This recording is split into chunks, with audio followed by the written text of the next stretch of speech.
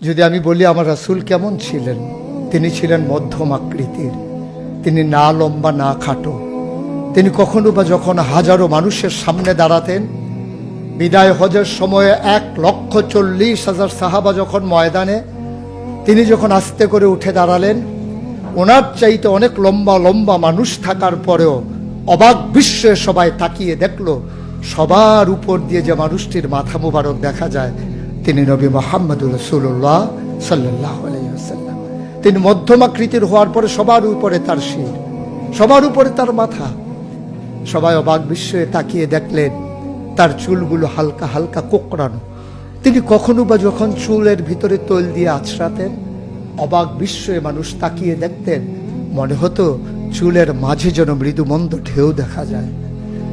তার কপালটা ছিল চওড়া শুভ্র, তার চোখের ভ্রুগুলো ছিল ধনুকের মতো বাঁকা, তার চোখগুলো ছিল টানা টানা ভাসা ভাসা, তার চোখের পাতাগুলো ছিল গোলাপের পাপড়ির মতো।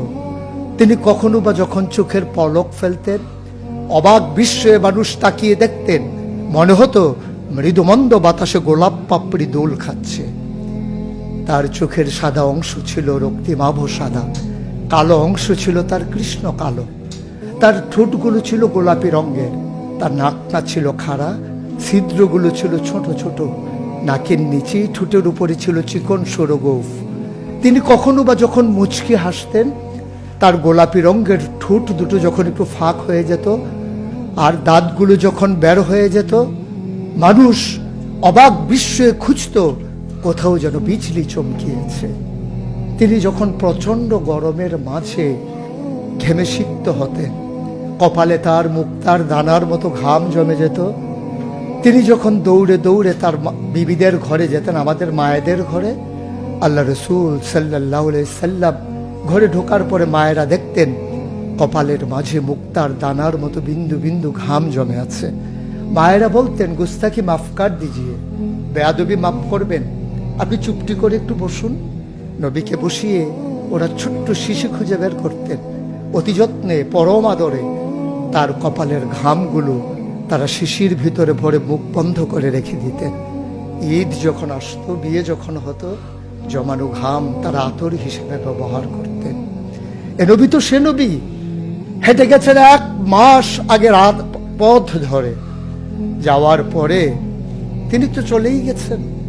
1 মাস পরে যখন আবার ওই পথ মারিয়ে কোনো এক সাহাবা যাচ্ছেন, স্থানীয় বাসিন্দা যারা রাস্তার কিনারে যাদের ঘর, তাদেরকে ডেকে বললেন, ভাইরা, এ পথ দিয়ে কি আমার নবী হেঁটে গেছে কখনো?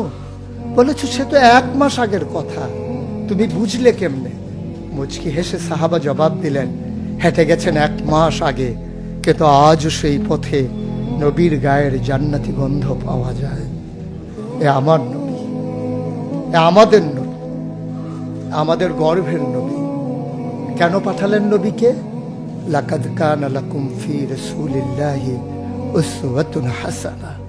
তিনি মডেল, তিনি আইডল, তিনি আইকন, তিনি অনুপম আদর্শ, তিনি আমাদের জন্য উসওয়াতুন হাসানাহ। তিনি পথ দেখিয়েছেন কেমন করে একটা ছেলে তার মায়ের কাছে ভালো সন্তান হতে পারে। তিনি আঙ্গুল দিয়ে দেখিয়ে দিয়েছেন কেমন করে কোনো এক স্ত্রীর কাছে ঈর্ষণীয় স্বামী হওয়া যায়। তিনি আচরণ করেছেন মা আয়েশার সাথে এমন যে আচরণ আজও যদি কোনো মেয়েরা করে, তাহলে তার স্বামী হবে তার কাছে সেরা স্বামী। শুধু সেই স্বামী তার স্ত্রীর সাথে সেই ব্যবহার করে। আল্লাহ রাসূল সাল্লাল্লাহু আলাইহি সাল্লাম আদরের নাতি হাসান হুসাইনের সাথে এমনই মধুর ব্যবহার করেছেন। কেউ যদি সেরা নানা হতে চায়, কেউ যদি সেরা দাদা হতে চায়, সেজন্য নবীজি যে আচরণ করেছে হাসান হুসাইনের সাথে, সেই আচরণ করে তার নাতনি নাতনির সাথে, তাহলে সে হয়ে যাবে সেরা নানা। কেউ যদি আদর্শ শিক্ষক হতে চান, কেউ যদি হতে চান উত্তম আদর্শের অনুসারী, তাইলে আল্লাহ রাসূল সাল্লাল্লাহু আলাইহি সাল্লামকে আল্লাহ নিজেই জানিয়ে দিলেন যে আমি তো আপনাকে দান করেছি ইন্নাকা লাআলা খুলুকিন আযীম, আপনি হচ্ছেন উত্তম থেকে উত্তমতর চরিত্রের অধিকারী। চরিত্র হচ্ছে 3 রকম, খুলুকুল হাসান, খুলুকুল করিম, খুলুকুল আযীম। খুলুকুল হাসান মানে হচ্ছে আপনাকে একজন গালি দিয়েছে, আপনি হুবহু সেই গালিটা দিয়েছেন। আপনাকে বলেছে তুমি বদ, আপনি বলেছেন আমি না তুমি বদ। এটা হচ্ছে হাসান। আপনাকে বলেছে তুমি সাংঘাতিক খারাপ, আপনি চুপ মেরে হেঁটে চলে গেছেন মাথা নিচু করে, আপনি হচ্ছেন খুলুকুল কারিম। আর আপনাকে বলা হলো তুমি খুব খারাপ মানুষ, আপনি চুপ করে তো চলে গেলেনই, মসজিদে গিয়ে আপনি হাত উঠিয়ে দোয়া করছেন মাওলা। সে হয়তো বুঝেনি, সে যদি বুঝতো আমাকে হয়তো বলতো না, তার জন্য উল্টা আপনি দোয়া করে দেবেন। এটাকে বলে খুলুকুল আযীম, যেটা ইন্নাকা লা আলা খুলুকিন আযীম। আল্লাহ বলছেন ও নবী, আমি হলাম সর্বোত্তম মর্যাদার অধিকারী, আর আপনি হচ্ছেন সর্বোত্তম চরিত্রের অধিকারী। সুতরাং যার কোনো তুলনা হয় না, তুলনা মেলা ভার, জুড়ি মেলা ভার।